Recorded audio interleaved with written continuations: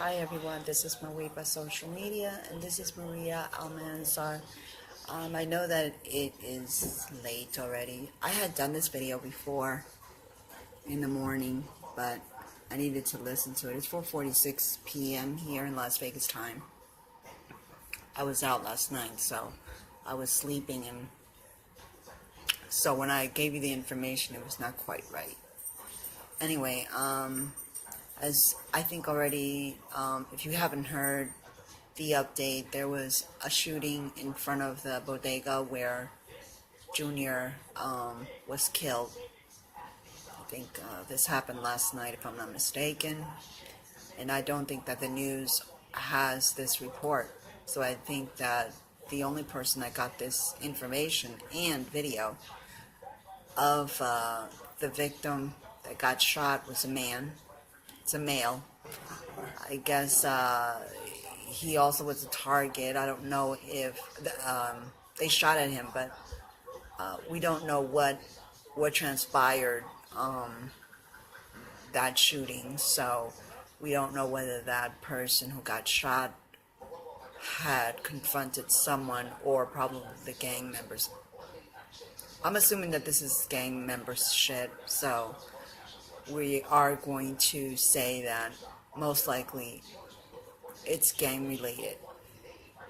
We don't know that the person that got shot, you know, um, is an innocent bystander, or or someone that just was shot because perhaps maybe that person did something. He was shot in the abdomen though, so they took him immediately to the hospital, which of course is a block away. We all know that. The Now that this has happened, I feel that there's going to be a continuation of many other shootings, and so I think that the YouTuber that had this video, not this video, but the video that they show of an ambulance and in front of the bodega, you know, he has that video. His name is Martin Fernandez. Anyway, they had a law before, and I think it was the drop and search law. I think that's what it's called. And a lot of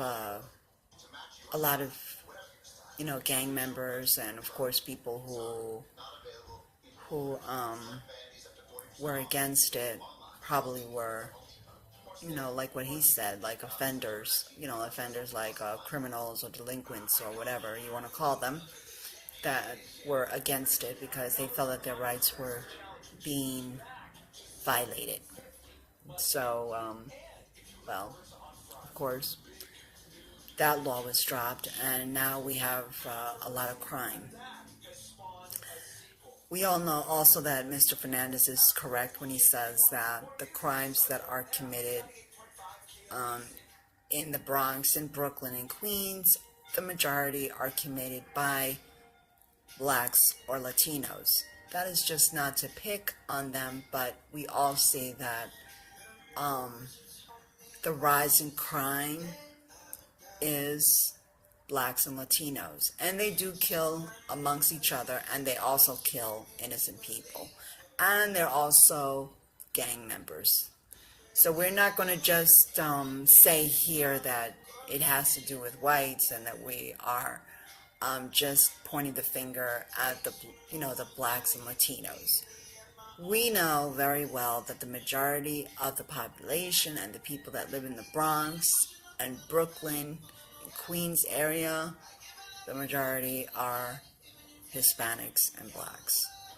And that crime, the high crime rate, is in those areas. Well, the highest, of course, we all know is the Bronx and Brooklyn. So, that law, of course, was dropped. And what they need to do is bring back that law.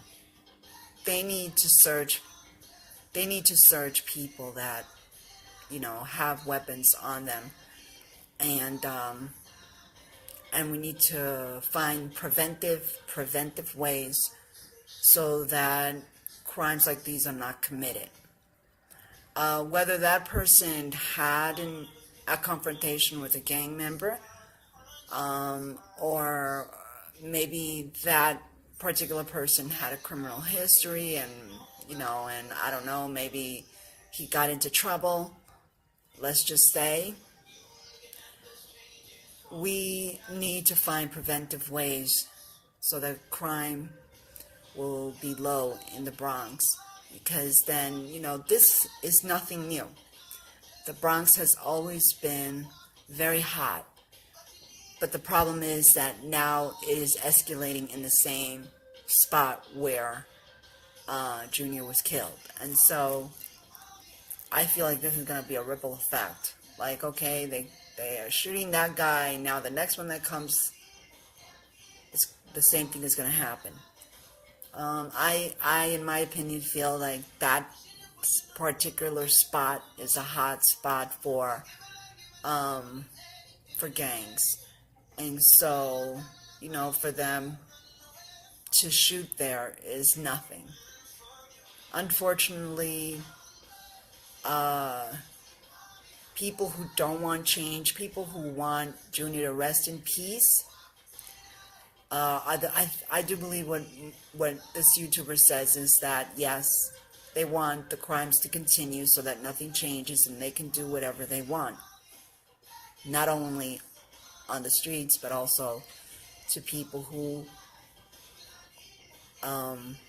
want to walk safely in their neighborhoods can no longer walk safely in their neighborhoods. And so they want to instill fear so that no one does anything.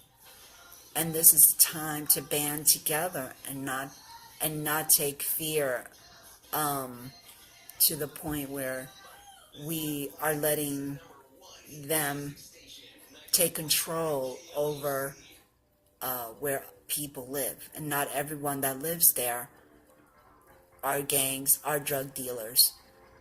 Some of them are hardworking families that have families and have children that go to school, and they want to feel safe. Unfortunately, they cannot. And so then by putting this bodega, I also feel like they have escalated more the crime, and that it's not going to stop there. It's just like it's going to continue. And we need to really make affirmative. We need to take affirmative actions against these delinquents and these gang members, and take back. The Bronx needs to take back their neighborhood and make it safe again for families and children. And we need to take those criminals off the streets, and we need to take them off for a long time. Unfortunately, that's why gang members love to have their case in the Bronx, because they themselves say that they're not going to be charged, and if they are charged, it's not going to be for a long time in prison. You know something? She was right.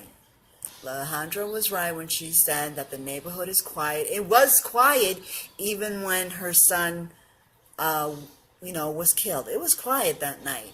And I know I'm not wrong in what I say, because I used to live in the Bronx. I know how the Bronx is. I used to even live in Harlem, and I know how Harlem is. So the fact of the matter is that she says that it's quiet. Of course it's quiet. Of course it's quiet until everything is the way it is, like it used to be. And a lot of people don't want justice for Junior, because they know that if justice for Junior really goes through, or people get an idea of like, okay, we need other laws to take place so that we can regain our neighborhood back, so that our children won't be walking around in fear, and also gangs won't be able to take over their children and their neighborhoods. They need, to not have justice for Junior. Why do you think that many of them did not show up for that march? and for that protest, or that for that particular protest. There weren't a lot of shows, and a lot of the politicians there didn't show up. They just was 1, 2, 3, and that's it. Gone. They weren't even behind Alejandra. So, it's not going to change, because you know how it's going to change? When people stand up. When people actually stand up and actually show a percentage of people that outweighs the criminals. And that's not going to happen, because probably many that are there have family members that are in gangs, probably have children that are in gangs, or even, fear for their lives because they live in an area where gang members are more predominant. Okay? That's why it doesn't happen. That's why many of the people don't want to stand behind Justice for Junior.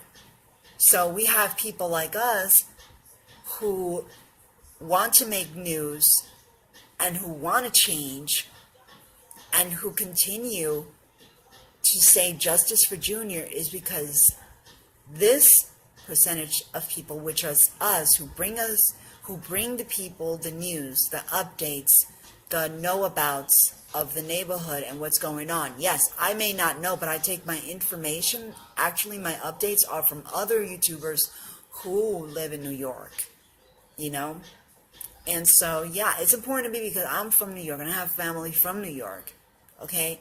So, yeah, it is important to me. It's important to me because I care for the children. I care for the community. That is why I have my show Live with Maria, because it's not for me to become famous and this and that. No, not because I want, hits and likes. I don't do anything with hits and likes anyway.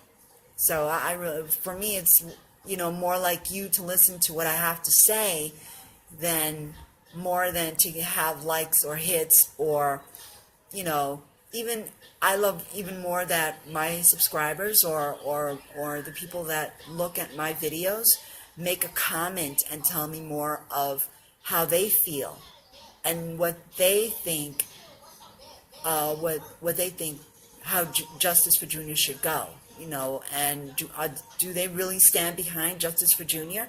I've seen that many say, well, let Junior rest in peace. Stop talking about Junior so much. Let that. If the mother, and it's true, if the mother hasn't stopped and she wants people to continue to be behind Justice for Junior, then what makes you think that we're going to stop? For the people who really believe in the cause, yeah, what makes you think that we want to stop? What makes you think that we're going to shut up about it? No, because we want to know the truth about what happened to Junior and why it happened. And precisely why was he a target that night, and why did he run so many blocks when 4 cars were chasing him? Okay, 2 months later, we have another incident that happened in front of the bodega. Somebody was shot at. Whether that person was an innocent bystander or probably a person that had confronted the gangs, or, the place is now a target for victims. And not even victims, even people who, even those who, are part of a gang. Now that place is a target, in which we didn't want that to be. But many other people said, well, it's okay. They let it go. This could have gone further, and, that particular bodega wouldn't have been reopened and had a new owner. That is not making a difference. That is continuing to not change. You understand? That we now know that money was involved, and that's why the bodega was open, okay? When a community center would have been a whole lot better. It would have been a whole lot better, but no, people don't want to stand up for Justice for Junior. People don't want change. People want things to continue to be the same Why? The only reason why I could think that people do not want change is because of fear against their families.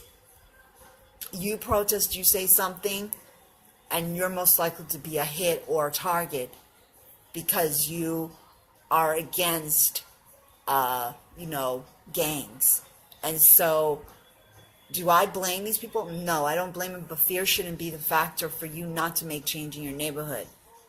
It shouldn't be a factor. Yes, I'm here and I could say that, but quite frankly, if it was me and I was over there, there's just no way I would have been here and sitting. I would be there and protesting because it's something that I firmly believe in. I firmly believe in kids. I firmly believe in the safety of the neighborhoods. I firmly believe and I stand for justice for Junior, and not just for Junior, but I stand for justice for Isad Hogue. It's about kids.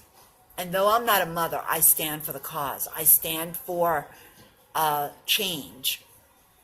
So what can I say? Somebody else got shot in front of the bodega, and hopefully, this will wake up people, and people start thinking to themselves, we need to take back our neighborhood. We don't know whether this particular person had a confrontation, had problems, and that's why he was a target and was shot at. So we don't really know the particulars as to why he was shot. Okay, so I hope that everybody is safe, and think about what is being said here, and how important it is to have laws. And sometimes laws can be very effective because, according to what Martin said, that law was quite effective because the crime rate was very, very low. And of course, it didn't give gang members opportunity to carry guns and to carry guns on them. So yes, it was effective up until everyone was protesting that no, we don't want this. We don't want to be searched. We don't want this law to continue. So no, we don't want that. All you're doing is, by not having laws, we are encouraging kids that it's encouraging to join gangs, to be delinquents, and to shoot others, especially innocent people. And that's all we really are showing, and we're setting that example. So it's really sad that people, the fear is so big that they'd rather have things remain the same. And then there are some people that just want things to remain the same because they don't want change, and they want to continue to do the things that they're doing, is to hurt others and to have more crime in the neighborhood until they, take over and have fear in the people that live in the neighborhood. So that way, no change can ever be effective. So think about that. Everyone have a great Sunday, what's left of it, and I hope everyone has a great evening. Please make a comment on what you think, and it's very important that we unite. And I would like to hear your opinion over this matter that occurred. So everyone, have a great Sunday. Okay? Night. Take care. Bye.